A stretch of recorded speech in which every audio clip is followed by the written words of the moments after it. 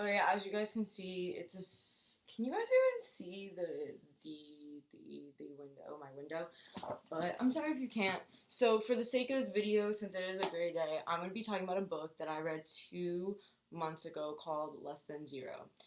So when I first read this book, to be honest, I was just like, what the fuck is going on? Where's the plot? Where's the drama? Where's the this? And trust me, like there was drama in the book. There was things going on, but a lot of my issue with the book is that there was really no plot. Like there was nothing for me to follow. There's nothing for me to grasp. It's basically this book, Less Than Zero, is a memoir, which I didn't think it was a memoir until I looked it up, about this kid in the 1980s who basically is literally going less than zero.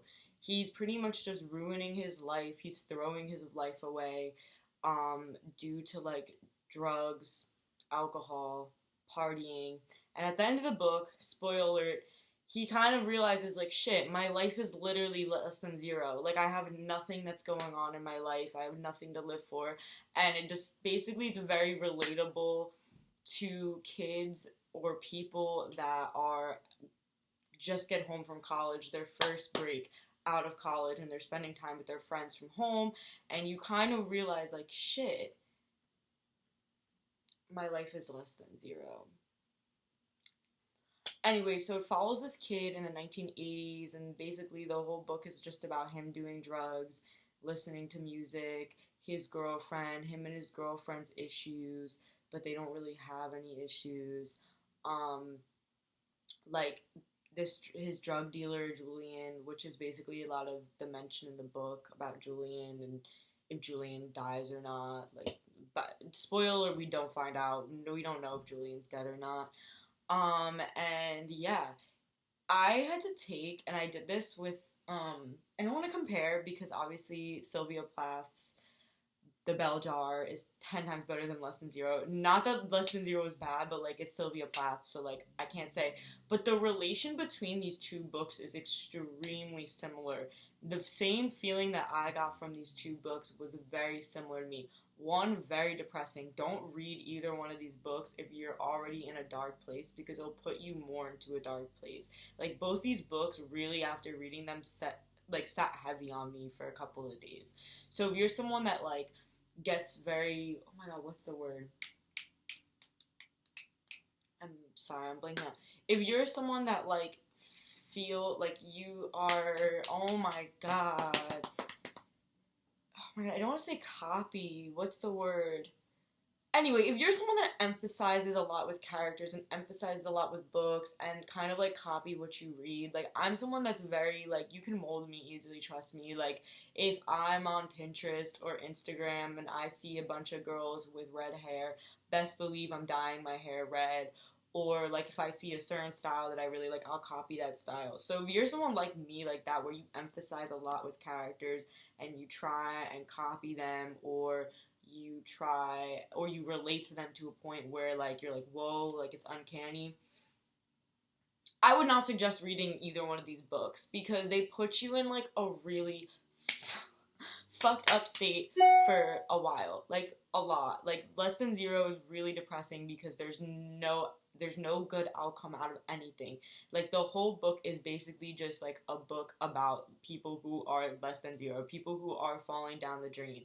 And I'm not talking about people who are oppressed or anything. This is basically Less Than Zero and The Bell Jar are both white characters who have a lot going for them, who have money, who have education, who have, all this stuff, who somewhat have a loving family. The Bell Jar, yes, not Less Than Zero. So it kind of makes you wonder, like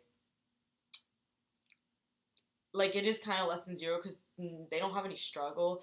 And it kind of brought up this theme to me that I've thought about for a long time because I have grown up in a suburban upper middle class area where the population is mostly white.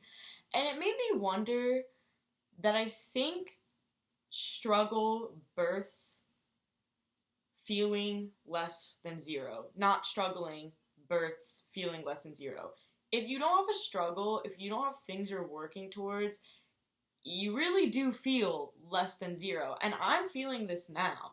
I'm someone who I haven't worked in 2 years. I've been in college for 2 years. I haven't stepped foot on my college campus, and I transferred school in basically 2 years now.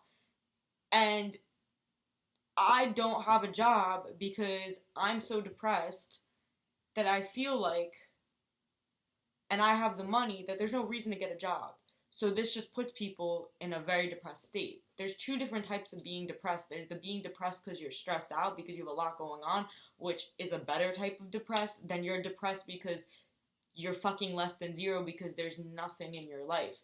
Sylvia Plath, or Esther in the book, sorry I forgot her last name even though I just finished the book this today, she like forgets that like she basically all she has is her writing, and that's all I have, and that's why I relate to her. Like, all I have to do in my life and for my career is to be a writer and to constantly write.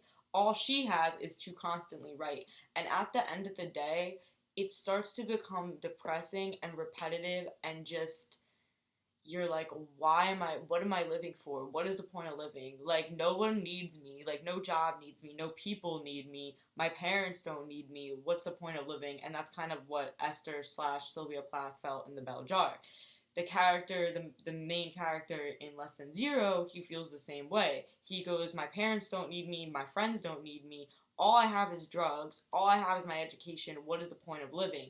And that just goes to show that when you don't have a struggle, like money, food, shelter, maybe it's like your job, maybe it's, your education, you're not doing good in school, you have to work your way up to that, you start to feel like, well, what is the point of this? And what is the point of this? And that is the theme in so much literature, and I think that is the main theme in both these books, is kind of, what is the point of this? What is the point of living? What is the point of life? And you can do all the work, you can go do spiritual work, you can go do yoga, you can go to therapy, you can take medication, you can do all of that. But at the end of the day, it's really about you and your situation and what you do with your life. I know this wasn't supposed to be like some philosophical video about basically what you should do with your life, or, how to live your life. I'm not a fucking guru, I'm not a psychologist, I'm not anyone that is kind of worth listening to, but this is just my rambling and my views on it. Like, without struggle, there's really nothing, and that's a lot of the theme, especially in middle class areas, and I think that's why depression is higher in areas that are middle class or upper middle class, due to the fact that people just feel like they don't really have anything to live for, and it sucks. I don't know what advice to give, and this isn't supposed to be depressing, but all you really have is yourself, and someone put you here on this earth to do something, so do that something. And that's why I just don't let people get into my head anymore, or when I do, I don't beat myself up, and I just continue doing what I'm supposed to do, which is write, which is be a writer. That's what I feel is my dharma. That's what I feel like I'm supposed to do. I'm supposed to be a writer. And I love it, and I'm good at it, and I don't care, and I'll do anything to get to that.